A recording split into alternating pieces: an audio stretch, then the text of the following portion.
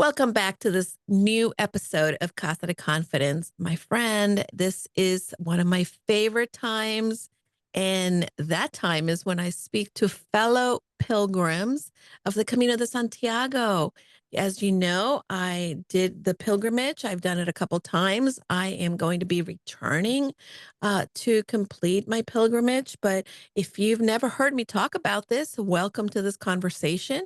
And I know that you're going to be incredibly inspired by today's guest, Kathleen Israel. Kathleen is a book author, and more importantly, she walked the Camino de Santiago, which we're going to dive into what it is, where it is, why did she do it. But also, I want you to know that she lived her entire life in San Diego, California. She raised five kids and was married to her husband of 48 years, Ron. They were a team couple for worldwide marriage encounter. And she graduated with a bachelor's degree in art from San Diego State University and studied expressive arts therapy in European Graduate School in Switzerland. She cared for her husband for 17 years while he suffered Parkinson's disease until he died in 2018.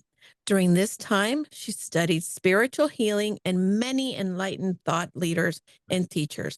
This book, which is here, is amazing. Wisdom in the Camino is her first book. I know that she will have others, but welcome to the show, Kathleen. Thank you. I'm so happy to be here.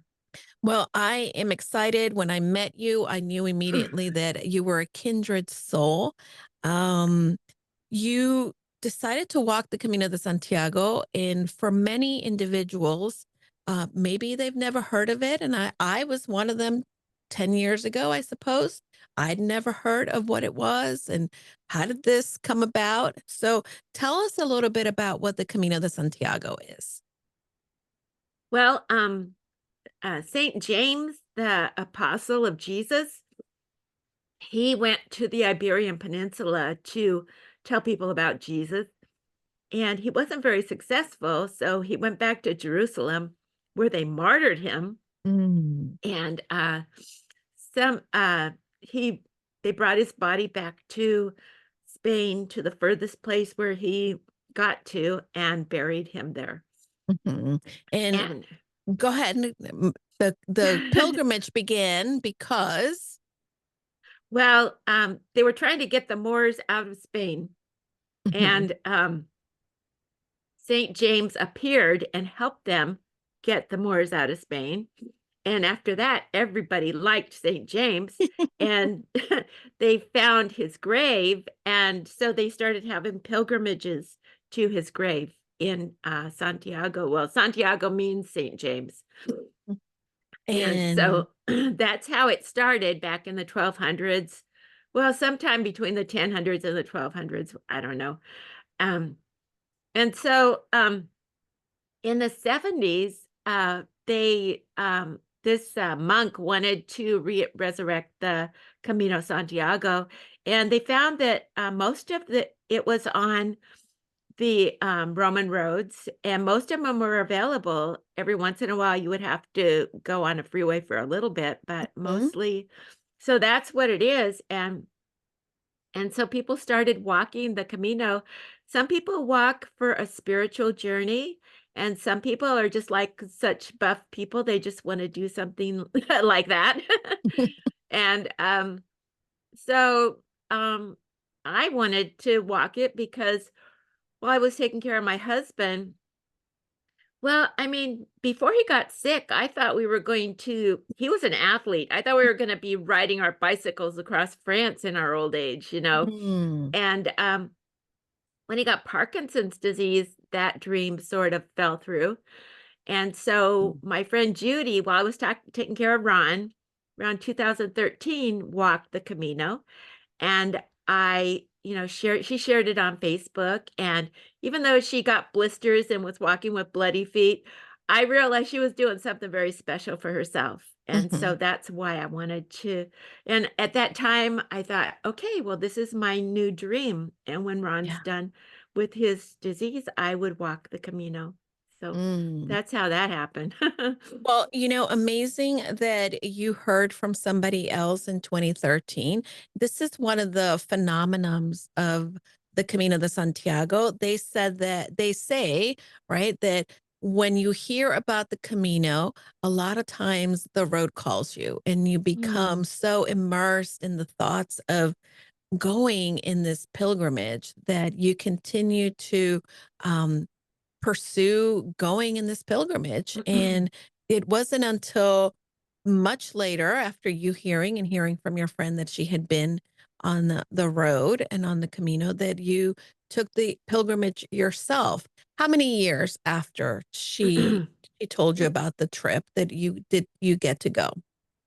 6 years. So Wow. Ron died in 2018, and, I was doing all the paperwork because after people die, you have a lot of paperwork to do. Mhm. And around January, 2019, I thought, well, I was done with the paperwork and I was ready to figure out how to do it. And so I read books and I went to the library, had a seminar about how to pack light for the Camino. Mhm. So funny. I went to that seminar and the lady who was giving it said, "Okay, well, who here is planning on going on the Camino?" And I was the only one that raised my hand, and the room was full. So Wow. I guess everybody else just wanted to know how to pack light. So, Well, so and I love that. and I was so fortunate that she gave me so many good tips about what to do on the Camino. She was like, a mother to me. She was like Mhm. telling me all kinds of stuff, and Yeah. uh, she had I love that. the science of packing light down. I mean, she was even cutting her tags out of her shirts and stuff to lighten the load. Really? Well, that's a Yeah. lot. That's a lot. I don't think I went that far. I certainly, read a lot of books. I watched a lot of videos, but certainly for me, one of the things that it really made sense to pack as light as possible because Mhm, it is not a faint for the faint of heart. The Camino Frances, which is the most popular route, is mhm, about 500 miles or 749 kilometers. mhm, But typically, well, one of the things that I've read is that there's over 148 million pilgrims that have made the pilgrimage overall. And that mhm. number keeps going year after year. Obviously, there was a dip during COVID, but there are Right. so many individuals that continue to go through the Camino de Santiago. And it really is one of the most, in a year, in 2021, actually, the number that took the French route was over 87,000 people that walked the Camino. And I know that that number has definitely increased since Wow. then. Can you imagine how many people are on that road? I know, and there's so many now that didn't go during COVID, and Mhm. they're, like, doing it now. Yeah. So Yeah, for sure. And for me, I know that I was going to go in 2020, but of course, COVID hit. And then I kind of got not sidetracked, but refocused, I guess would be the right way of calling it. My business launched, and again, it's something that I've been spending a lot of time. I was going to go back to the Camino last year, but I did not get a chance to do so because my mom had a fall and I could not oh, travel out of the country. But it certainly is one of the most special experiences. Tell me a little bit about this special spiritual journey for you because everybody has different reasons for walking the Camino. It can be a spiritual journey for many of us. But what about for you? What was that spiritual journey like? And how did it inspire to continue to go through your life. And I know that, in your book, you talk about sharing forgiveness and possibilities. right. So, yeah, when I went on the Camino the first time, I, um I just, okay, so after Ron died, my husband Ron died, I went to a spiritualist church, Mhm. and they actually talked to the dead. I was Wow. just like, that like, when I have somebody who dies, I go to the spiritualist church. Okay. Anyway, the lady gave me a reading, Mhm. and she said that I was, going to go on a journey, Mm. and the journey was deeper than I know, deeper, like in my blood, deeper down into the dirt.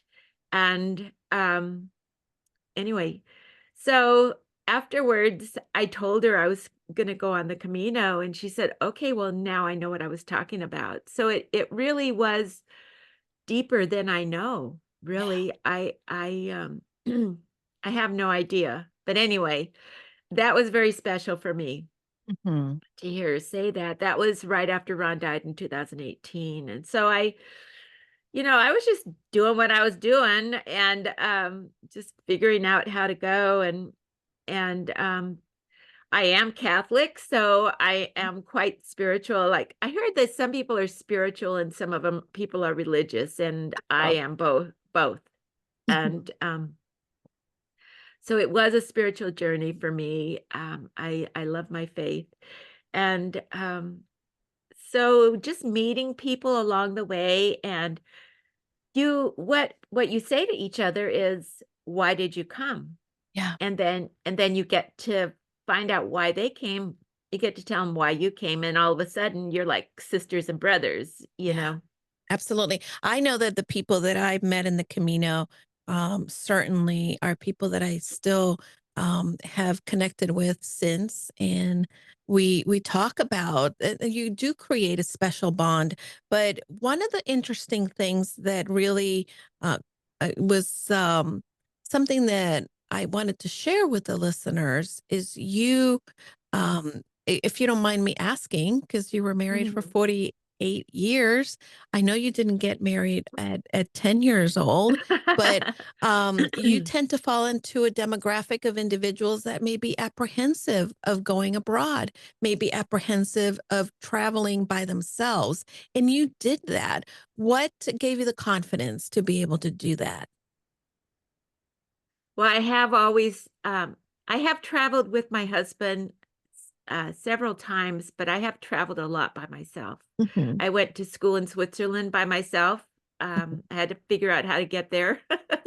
and and yeah, I went to I've been to Europe several times by myself, I guess I should say. I went to a Holy Week retreat in Ireland one time, and Mm. I went to a seminar in Germany, and when I was going to Switzerland, I had to fly into somewhere. So the first time I flew into Milan, and the other one I went to Zurich, and then you just, get on a bus, get on a train, and get up to Switzerland. So I have when I was 18, I traveled to Hawaii by myself. I was a counselor at a Girl Scout camp in Mm. the in the mountains over there. Yeah. So and I have traveled with my kids without my husband too, because he traveled the world for his job, and I took my kids on a I drove across the US all the way to Wow. Nantucket from San Diego. Oh my God, that's a long drive. I know. So, my husband actually was in, the Philippines. Mm. Mount Pinatubo blew up on his birthday Wow.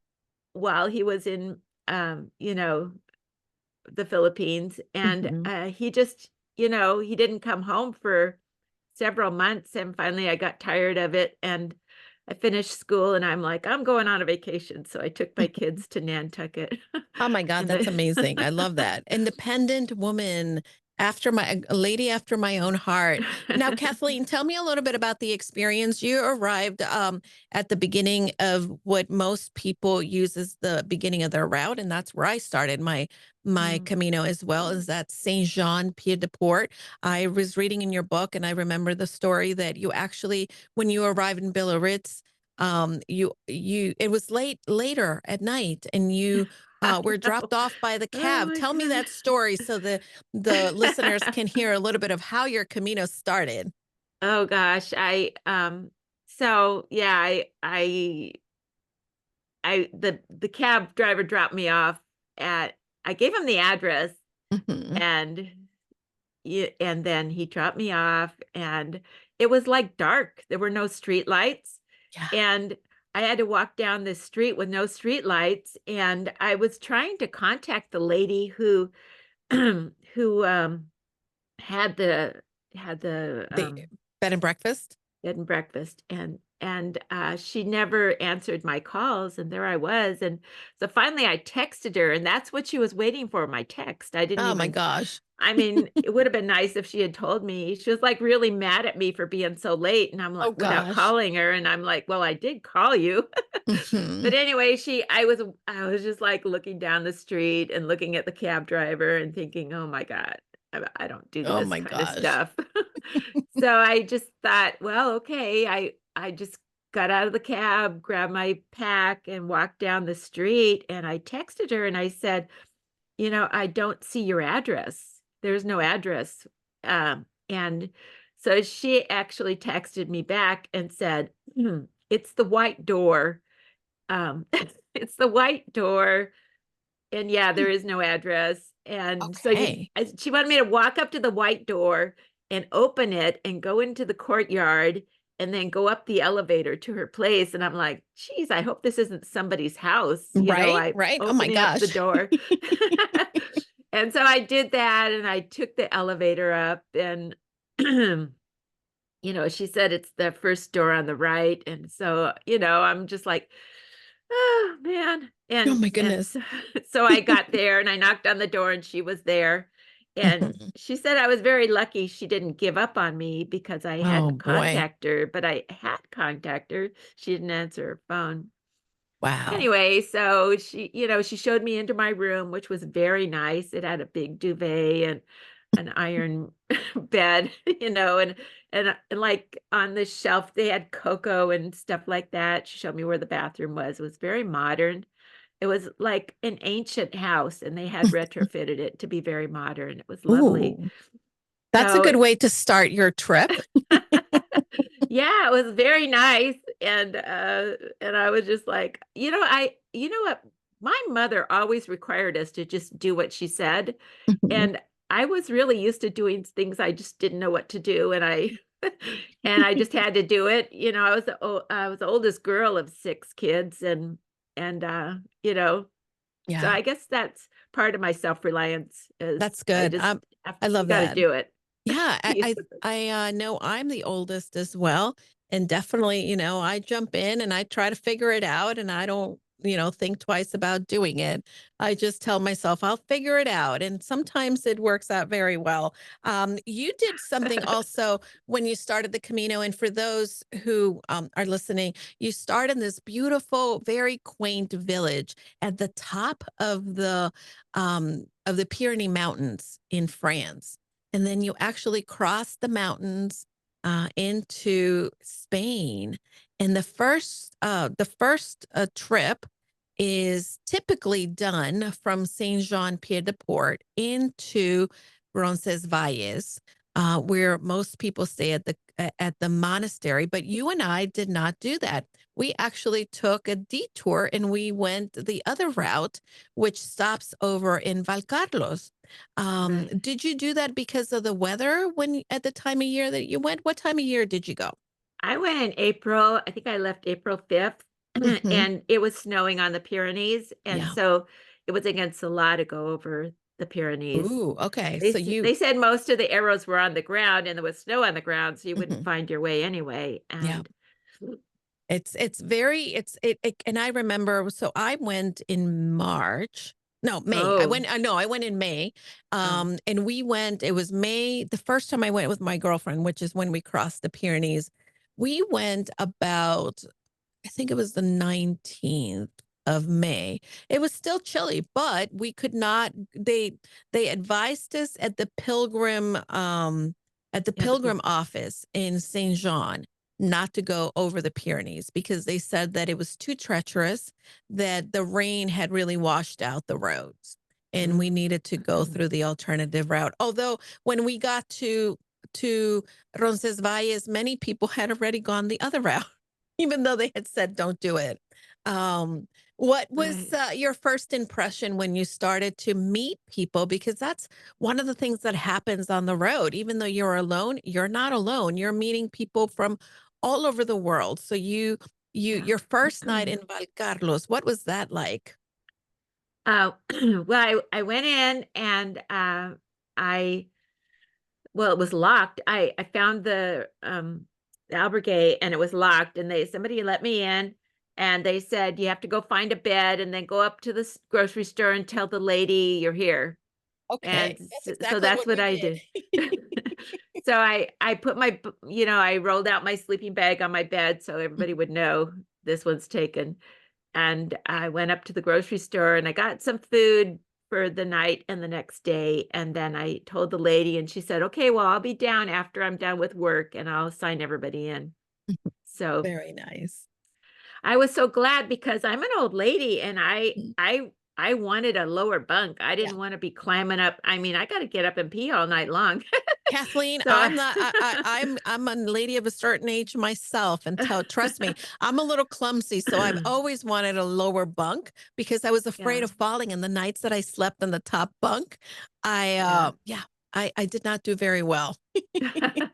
So I was very glad there was a lower bunk left for me. Yeah, So very nice. Now but it was you so nice. It was so yeah. nice, I have to tell you, I met these people there, and, like, there was a lady from Amsterdam, there was a guy from LA, which is just 100 miles from my house, um, and there were people from Canada and Germany and just all these people, and we made a WhatsApp.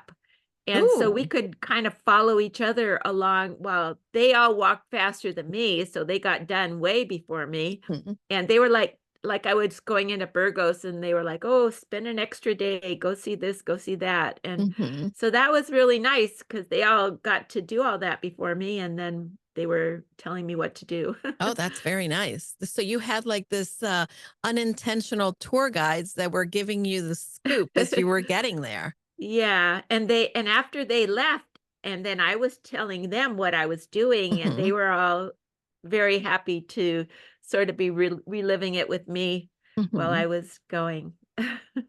Mm, Because when you're done, you're really sad. yeah. Like it's hard walking, but when you're done, it's very sad that you're not doing it anymore.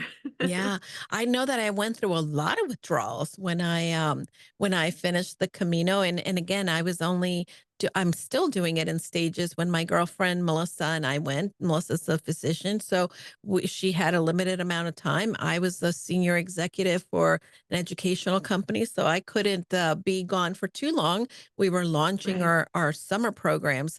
But for most people that go now, did you have your albergues or the places where you were staying booked in advance, or did you just walk and say, okay, this is, I think, where I'm going to spend the night? Well, the lady at the library told Mhm. me to book a day ahead. She Gotcha. said, book the first 3 days. And of Mhm, course, that didn't work because I couldn't go over the Pyrenees. So mhm. that didn't work. And so anyway, I called ahead. Actually, at Valcarlos, I don't think I called ahead because I didn't know I didn't know Yeah. where I was going. But Mhm. anyway, so, yeah, I just called the day ahead, and it was a good thing to do because when I would get there, I would invariably hear, "Sorry, we're filled up," and I would say, "I have a reservation," and they would look on the list and my name was there, and they'd say, "Okay, you're in." So, so many times I would have been without a place, and actually one time I was without a place. Oh, that must have been scary. Yeah, there was this albergue, they said they opened at Easter, and it was after Easter, so I got there, and there was nobody there, they were closed, and so I had to go to the next town, and they they didn't get their blankets yet, so they couldn't open. I said, "I don't care, Ah, I've got a sleeping bag," right, "No, can't," right. and so I actually walked 28 miles that day, Ooh, that's a which is long day. it was too much for Walk me. from? Where did you walk from? Did you walk where was that I you don't walked know, between? but I ended up in Oh, Estrella. oh yeah, and so you walked well, if you yeah, that's 28 miles. The Estrella is one of the larger cities, and you can find a lot of Yeah. accommodations. But that's Well, a long walk. Were you coming from? Were you I don't coming remember where I from started Puente La that Reina, day. maybe? I did stay Yeah, in that town, yeah. so maybe that was it, Yeah, Puente but, La Reina uh is where I stayed, and, the next town after Puente de la Reina no, the next 2 towns is where we actually stayed with my friend. We ended up, we ended up going all the way from, and did not quite make it to the wine fountain, which is one of the oh. big things. Um, did you go to the wine fountain? Yes, and it was so cool because one of the guys from Val Carlos was standing there, so I took my picture with him in Oh, front of very the wine, nice. and there was a whole big group of German guys who decided to spend the day at the wine fountain. Oh, very So nice. so they were really having a good time, and, Yeah. so I got my wine in my little cup. Oh, well, for those people who are wondering what we mean by the wine fountain, there is actually a monastery, because it's called Monasterio de Irache, and it's in the town in the province of Navarra, and it's in the town of Ayegui, and it's the home of the monastery. And the monks actually started producing wines and had created fountain where every pilgrim can actually go in, and it's open 24 hours a day, 365, and you walk up to the fountain and you can fill your glass or your bottle with some of the wine. And this is a little bit of the exciting first big thing that you're going to hit as you're doing the Camino de Santiago. Now, Kathleen, what I like to do every once in a while when I'm feeling nostalgic toward the Camino, I actually go to the website for the wine fountain, and they have a Oh. webcam. So during the hours that the Camino, well, obviously we're I'm in the East Coast, so right Right. now it's evening. It's I guess 7 o'clock there, or maybe later. And no, it's 8 o'clock. Yeah, it's 8 o'clock. So it's already too late for people to be walking by the fountain, but it's open, and I love watching the pilgrims come by and kind of sit and stand and take their picture. And that's a very fun place. It is. I wanna say there's 2 faucets, one for wine and one for water. That's right. Yeah, So that's right. They will give you water. You are correct. I will tell you that when I got to the wine fountain in my pilgrimage, I was actually doing the pilgrimage with my husband then. Mm, And it was a wonderful experience, but that was one of the hardest day for me after the mm. wine fountain. I had what we tend to have, one of those moments of really feeling like, why am I doing this? What's wrong with me? I'll never make it. And I really started to self-doubt. Did you have some of those days?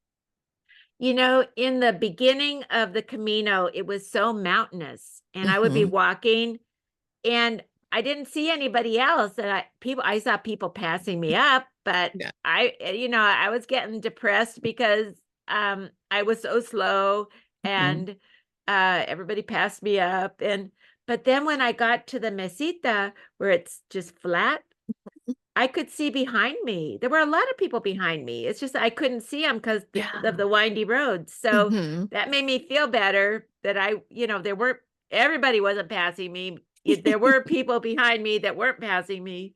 So Yeah. that made me feel better. But when I was walking up hills and I would be walking and I would see the end of the road, I'm like, "Oh, good, I'm almost there." And so I would get up there, and then Mhm. it would turn and wind the other way and go further up, and I was just like, "Oh my gosh." And then I just thought, "You know what? This can't go on forever. I Mhm. will get at the top of the mountain Yeah. sometime." That's right. And that was hard Yeah. when I would get up to where I thought, "Oh, good. I'm almost to the top, and then it would turn. And it would turn, Uh, oh, I know that feeling. That happened to me in the Pyrenees, in which, we thought as we were going, okay, maybe this is the next turn. And then we were at the top, and then you keep seeing that you're going up and you're going up. When I left the wine fountain, my husband and I walk at very different paces. He is oh, very, yeah. he's 6'6", and he Oh walks my gosh. fast. And first, I am a New Yorker, but I am not a fast walker, especially going uphill. So we were going to spend the night in the town, in one of the towns, and it's actually at the top of this hill, and there's a castle at the top of the hill. And when I we were climbing, I my husband went ahead, and I kept waiting to see him, and kept waiting, and kept looking into the horizon for, and I could see the castle, and I knew that's where the end of the road would be for me, but it looked so hard. It looked like I would never get there. And I really, I didn't think I could do it physically. Did you ever question your physical ability to do this strenuous type of activity? Did you go to La Faba? No, I did not get that far.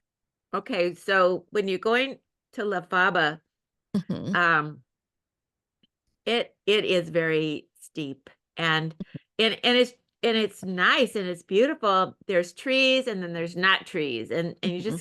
you have to keep walking up and up and up. And Mm, I got to the top and I just sat down and I couldn't go any further. yeah. And I was just like, actually, I got a urinary tract infection right after that, and Oh so I my know god. I just sweated more than I drank, and I drank a lot, but I sweated Mhm. more.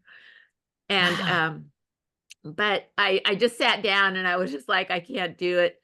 And and then this guy was walking with me. He walked on ahead, and he came back and got me, and he said, "It's just right around the corner. You Oh, need to wow. you need to get up and go there because if you don't hurry up, all the beds will be gone and you'll have to keep walking further than that." Oh my So I gosh. I I got up and I went over there and I got a bed. So it was like great, but Mhm.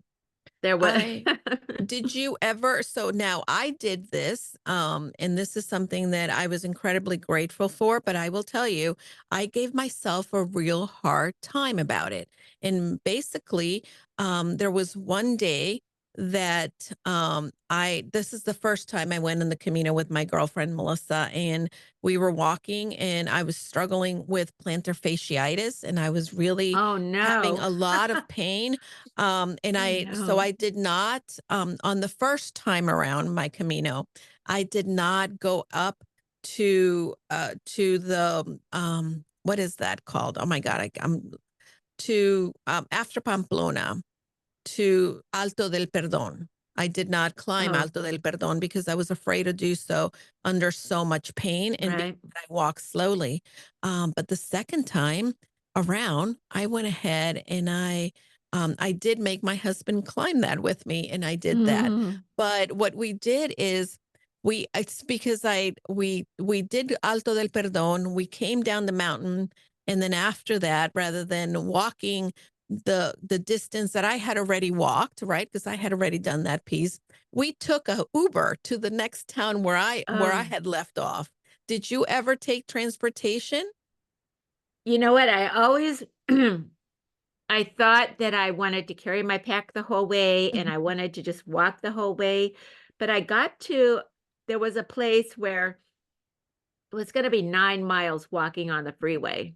Wow. And I just decided I didn't want to do that going into Mhm. Burgos. So at Villa, Mhm. I got a bus to Burgos. So I Okay. there were 9 kilometers that I didn't Mhm. but I decided that it was better to not have a perfect Camino Mhm. because then I could be snooty and say, "Oh, I walked the perfect Camino," Right, right. but I didn't. So there I am with all the people that, had to have assistance. And also, I got sick several times on the Wow. like 3 times on the Camino, and when I Mm. was sick, I couldn't carry my either I would have had to stay there and wait Mhm. till I was better, to carry Yeah. my pack, or I could get my pack transported and just walk without it. Yeah. So How that's what I many did. yeah, that I've done that as well, and I think that, one of the things that I love that you said, right? And I think that there's so many parallels to life. We can choose to give ourselves time, time to heal, but we don't. Or we can also choose to keep going even though we feel like we can't, and we will make it. But also, we have an idea, and this is the perfectionist in me wanted to have this idea that it had to be done a certain way, that it had to be perfect, that I couldn't, and that I was cheating, quote unquote, by taking a cab when I Mm. couldn't do it. But I think that the one thing the Camino taught me is to be flexible, to be open to the idea that things could change and be okay with the change. And that doesn't necessarily um, have it didn't define me as a person just because I was doing it differently. Because the Mhm. Camino is a very personal experience, even though you're surrounded by other people, even though you are full of individuals that come to your aid, it really is something that is important to know. What would be some of the biggest lessons that you learned from the Camino?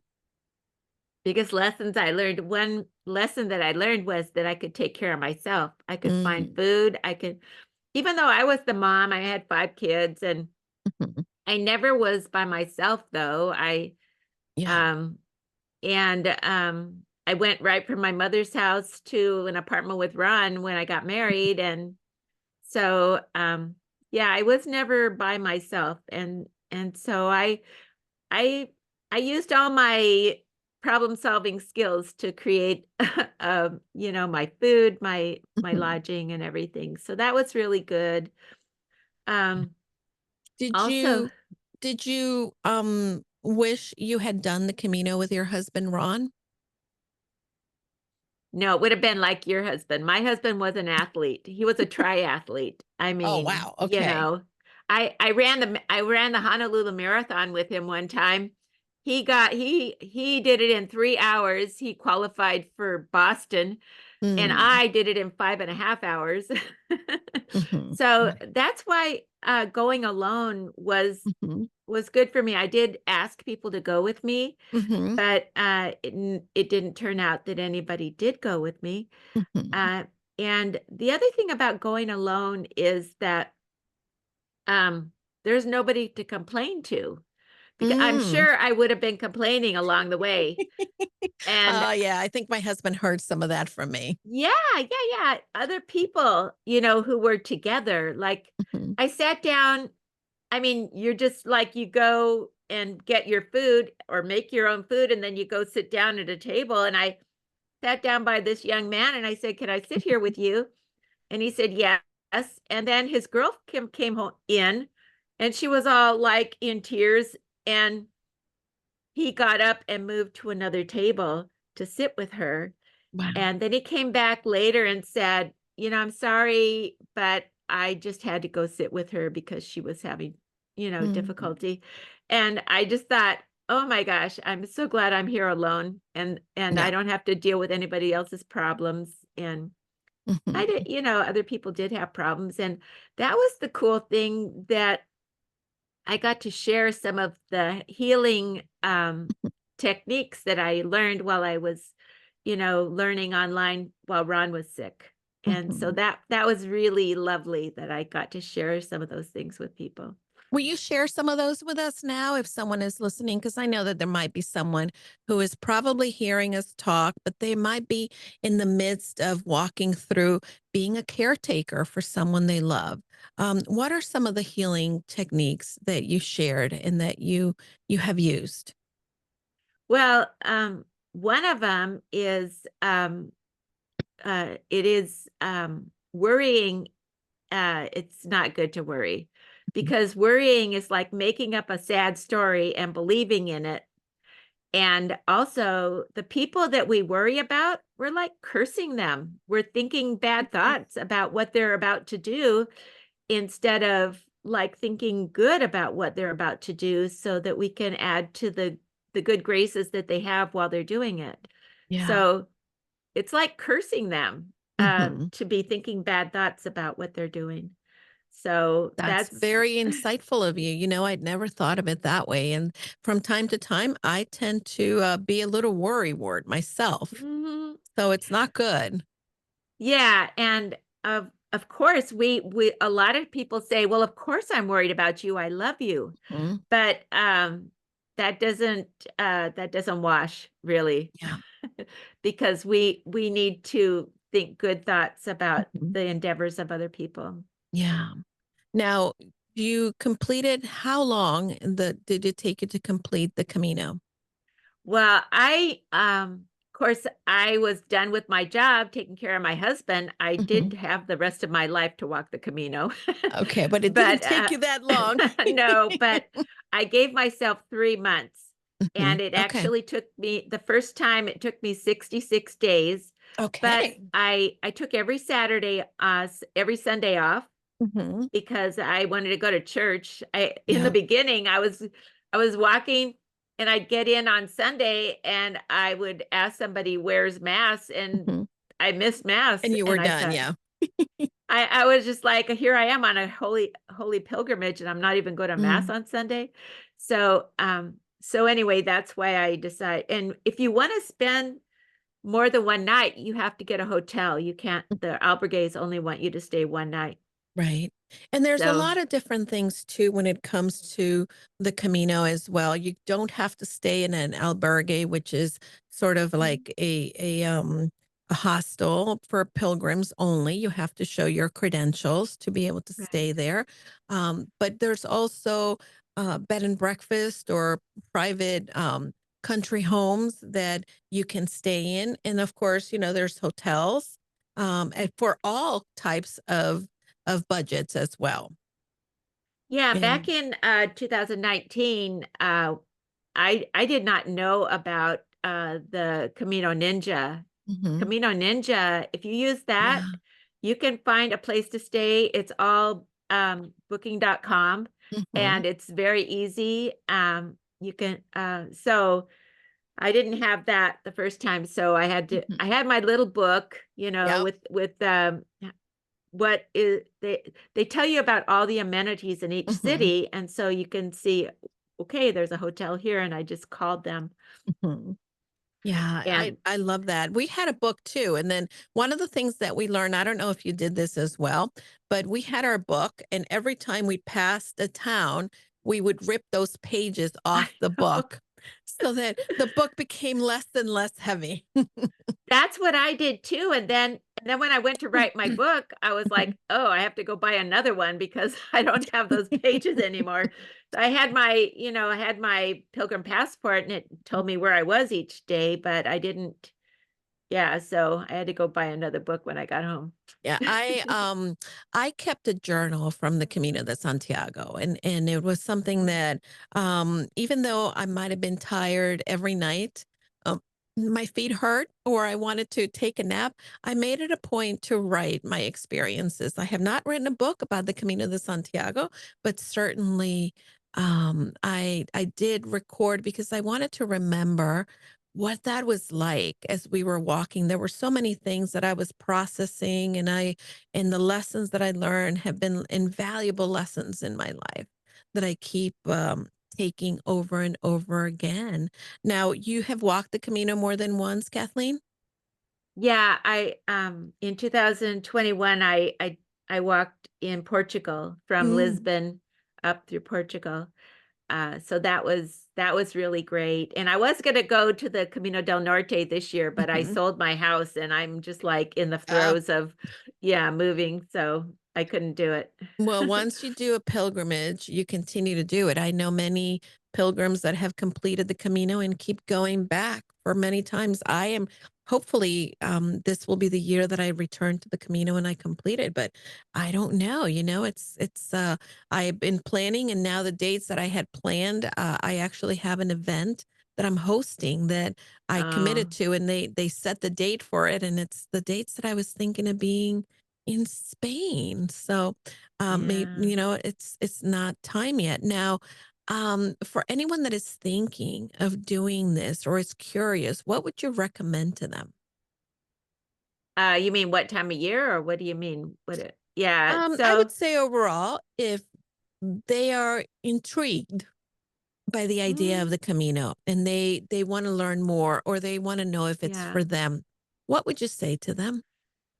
Well, I would say, read some books and start walking because, it's really I mean, when you're on the Camino, you walk. I mean, it's Mhm, real low skill, 1 foot in front of the other, but, mhm, uh, you're gonna be much happier if you've been walking for a while. And mm, my sister-in-law, I had been walking for a while. Actually, I was walking with my friend Severa at Mission Bay, uh-huh, 5 miles, 3 days a week, and that didn't even make me sweat. And mm, and so I just thought, well, I can walk 5 miles before lunch and 5 miles after lunch, and I can do this. I knew I could do it. mhm, And then my sister-in-law said, "Well, Kathleen, you're gonna have to walk up mountains." So she took me on hikes up all the mountains in San mhm. Diego. Very nice. Yeah, so that was good. Um, Mhm. I read books, get the Camino Ninja app for sure. Okay. Camino Um, Ninja, I don't think I have that. I have a Camino app, and actually, I've never deleted it from my phone. But every once in a while, I go back and I look and I start planning my little Camino. But I'm gonna have to download the Camino app. Camino Um, Camino Ninja. Ninja. Okay, well, I have the Buen Yeah. Camino app, so I'm gonna have to Yeah, download that's the other one. yeah, I had to download Camino Ninja doesn't have the Camino del Norte on it, but it's got Okay. the other ones. And it's so cool because they have the altitude and so Mm, you go in there and you write down where you're at and where you want to go okay. to, and then you see the altitude if you can walk that far. I mean, if there's no mountains, you can walk further. And so Mhm. you can just judge how far you can walk if there's mountains or not. Mhm. And then you see, okay, I'm going to go to this place. And Yeah. then they actually show you everything and all the amenities and all the towns between them. Mhm. And then you can like click on the one you want to stay with, and booking.com takes care of Mhm. it for you, or maybe not. Some of them don't. Yeah. And, so that was really key. I the one thing I must say, in the afternoon, Mhm. um, I would get a what do you call it? It's beer with lemon, Oh, yeah, soda. yeah, so good, that's delicious. I I know, used but you know what? I found out that I was really stupid after that. And I lost things because I Oh wasn't my paying goodness. attention. Like I Oh, lost one of Lord. my socks. And I Oh, remember no. looking at at night in the morning, if your socks aren't wet, you just pin them to the back of your backpack and Uh-huh. let them dry. And I remember I was sitting there drinking my beer with Mhm. limon, Uh-huh, yep. and I saw that it wasn't pinned properly, and I didn't fix it. And Mhm. when I got to where I was going, I was missing one of my socks. Oh my And that god. I know. And by the way, for people who are listening, they may not think that this is a serious thing, but when you're only carrying 1 or 2 pairs, of socks, that is a serious thing, and yes, you can buy another pair on the Camino, but we do a lot of research, at least I did, on the type of sock, and you try different socks before you go because you don't wanna get blisters. So, Right. what did you end up doing? Yeah, I was just down to 2 pairs of socks after that with 1 extra. Oh my And gosh. so every night I had to wash my socks. Yeah. Um, and, and also I lost my book doing that too. I lost my book after Okay. I had my cerveza con limon. And Yes. so I'm thinking I stopped drinking cerveza and limon in the afternoon. Well, I would And drink them, but definitely we had done laundry and we were not walking anymore. So And, Oh, I kept okay. track of everything, but yes, so it's very fun to be able to get into a town and then you see the people that you know and they wave at you and you check into your albergue, you do your little laundry, you get settled, and then you go and can walk for the afternoon around the town, get to know the city, see the sights, and maybe stop at a bar or a restaurant for a snack or even dinner. The pilgrim dinner is most restaurants will serve you that as well, which is amazing. So, what was your favorite night you would say on the Camino, or one of the most memorable nights that you had? I don't know if I'll be able to tell you, there wa I I should pick one that I remember what the town was, but there was one and, my birthday was well, it was on the Camino, but I was ill, and Mm, so I couldn't make it to this place. I asked the guy, on the WhatsApp, I asked him, "Where should I stay on my birthday?" And uh-huh. they recommended, this place, I don't know, and, so I didn't make it for my birthday, but I mean, they have a dance party after dinner. They serve dinner Oh, and they have a dance I party think I've and heard of this place. There in one of the books that I read that after dinner they have a big dance party celebration in yeah, fun. Ooh, now when is your birthday, Kathleen? May 23rd. And Okay, I'm it's I'm like coming looking up. at my book to see if anyway, I don't know if I can find it, but anyway, it was very fun. And I met this Fun. guy. I mean, you meet people and a lot of people go on the Camino because they Mhm. have a broken heart or they just can't live their life anymore. For some reason, somebody says, I think you should do the Camino. And Mm, there yeah. was a guy sitting with me. He was from Russia Mm. and his wife had left him Oh. and taken their daughter to England and was living in England with her daughter and wouldn't let him Mm. contact her. Oh, Now she that's was terrible. I know she's 18 now Mhm. and he was just like, "Everything I do, I send them money, everything I do is for them." Mhm. And I so I told him, "Well, maybe you and her can meet on the Camino sometime." Mhm. And, yeah, he started crying. I was just Aw. like, "Oh, man, what did I do?" And, Well, I think that that's excellent advice. I think the Camino really is a healing experience. There's so many different people that you will never forget having the experiences, and right. there's so much beauty, and you see humanity at its best. I've always had such incredible experience. I've never not felt safe in the Camino, which is important. Right. And again, I'm so in awe of you. I wish you were going I know. this year. Now, I will tell you, listen to how these things work so interestingly enough. This morning, I had a conversation with someone who lives in LA. And it was early for her. It was a 10 a.m. meeting for me, but 7 a.m. for her. And she logged in and we're talking about her being a part of the podcast. And she says, well, I'm going to set the appointment to record, but I'm going on a trip. I'm going to be gone for 3 weeks. And I said, "Oh, where are you going?" She's like, "I'm going to Spain." And it turns out that she's Oh. doing the Camino de Santiago. And I Oh, said, "Oh my wow. goodness, I'm speaking to someone today, interviewing them about the Camino and about her book." And, we had a nice time chatting and we talked a lot. I gave her some recommendations. And then later on, the next person I spoke to is someone who lives in Boston. And she was inviting me to go to an event that she's hosting, and what did she say?